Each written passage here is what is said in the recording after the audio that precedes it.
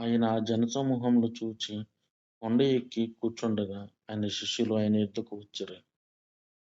అప్పుడు ఆయన నోరు తెరిచి ఇలాగు బోధింపసాగెను. ఆత్మ విషయమై దీనులైన వారు ధన్యులు, పరలోక రాజ్యము వారిది. దుఃఖపడువారు ధన్యులు, వారు ఓదార్చబడుదురు.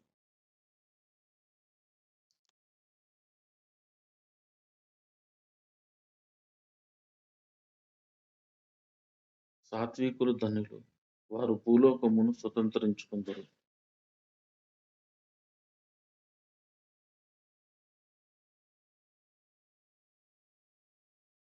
నీతి కొరకు ఆకలి దప్పులు గలవారు ధన్యులు, వారు రప్పించబడుదురు.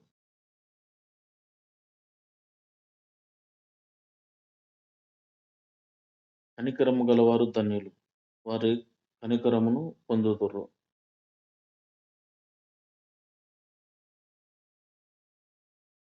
హృదయ శుద్ధి గలవారు ధన్యులు, వారు దేవుణ్ణి చూచెదరు.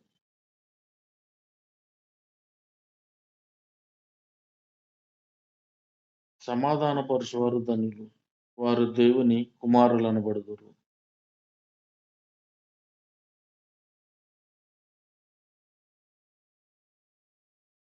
నీతి నిమిత్తం హింసించబడువారు ధన్యులు, పరలోక రాజ్యము వారిది.